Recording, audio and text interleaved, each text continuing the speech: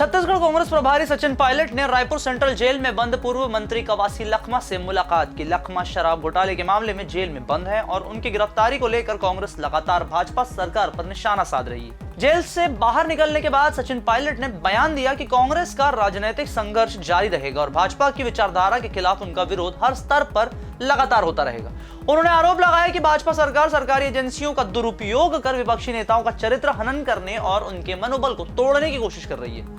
Pilot ने इसे सिर्फ एक व्यक्ति विशेष की लड़ाई न बताते हुए कहा कि कांग्रेस पूरे देश में भाजपा की नीतियों के दमन के खिलाफ आवाज उठाएगी। इस मुलाकात के दौरान कांग्रेस के वरिष्ठ नेता चरणदास महंत, दीपक बैज, विजय जांगीड़, जरीता लातफलैंग, देवेंद्र यादव और कवासी लखमा के बेटे हरीश कवासी भी मौजूद रहे। पायलट के इस दौरे को कांग्रेस कार्यकर्ताओं के लिए एक मनोबल बढ़ाने वाला कदम माना जा रहा है, क्योंकि हाल ही में हुए चुनावों में पार्टी को करारी हार का सामना करना पड़ा था।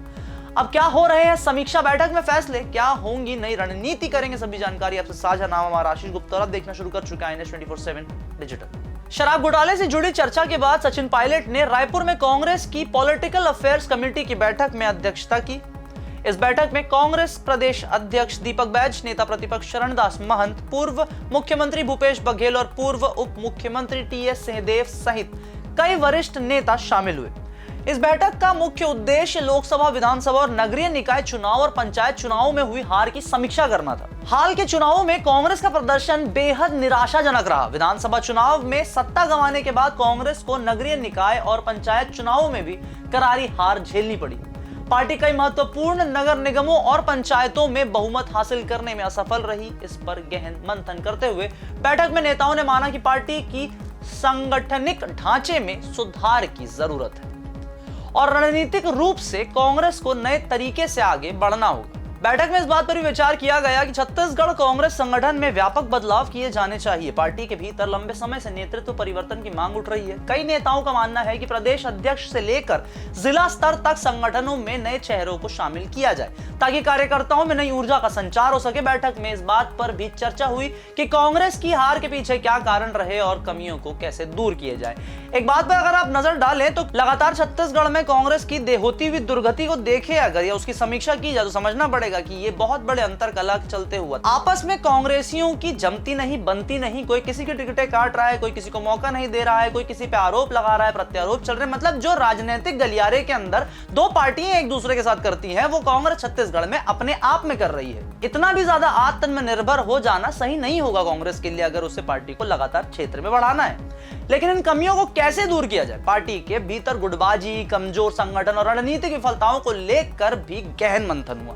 कुछ नेताओं का कहना था कि अगर संगठन में जल्द बदलाव नहीं किए गए तो कार्यकर्ताओं का मनोबल और गिर सकता है। कांग्रेस हाईकमान से यह उम्मीद की जा रही है कि वह जल्द से जल्द प्रदेश संगठन में बड़े बदलाव करे ताकि आगामी चुनावों में पार्टी को मजबूती से खड़ा किया जा सके। क्योंकि छत्तीसगढ़ में लगातार कांग्रेस का गिरता ग्राफ देखते हुए तो ऐसा लग रहा है कि जैसे कांग्रेस के आपसी नेता ही इस बंदरबाट का फायदा उठाते हुए अपने आप को सिर्फ और सिर्फ फायदा पहुंचा रहे हैं।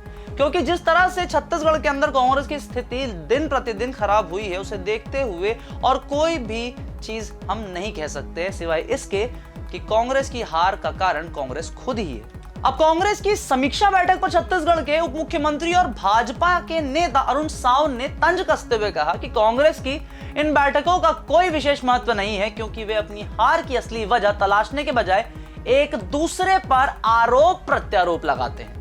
ये हम नहीं कह रहे, ये उप मुख्यमंत्री अरुण साव का स्टेटमेंट है। साव ने यह भी कहा कि जनता ने कांग्रेस को सत्ता से बाहर कर दिया है क्योंकि उनकी नीतियों और शासन को जनता ने पूरी तरह से नकार दिया है। उन्होंने यह भी कहा कि कांग्रेस अपनी गलतियों को सुधारने की बजाय हार का दोष किसी और पर डालने का कोशिश करेगी। आने वाले समय में भाजपा नेताओं का मानना है कि कांग्रेस अब एक कमजोर विपक्ष बनकर रह गई है और बनी रहेगी और साथ ही उसकी लगातार हो रही हार इस बात का प्रमाण भी बन चुकी है कि जनता अब उनके साथ नहीं खड़ी। भाजपा ने कांग्रेस को सलाह दी है कि वे आत्ममंथन करें और अपने संगठन को मजबूत करने के लिए ठोस प्रयास करें, बजाय इसके कि वे भाजपा पर आरोप लगाने में व्यस्त रहें और आपसी मतभेदों से खुद को आजादी ना करा सके। तो यह थे छत्तीसगढ़ के अंदर भाजपा की गिरती हुई स्थिति को देखते हुए उस पर एक अपडेटेड रिपोर्ट। वीडियो पसंद है तो इसे लाइक करें, शेयर करें, चैनल को फॉलो सब्सक्राइब करना ना भूलें।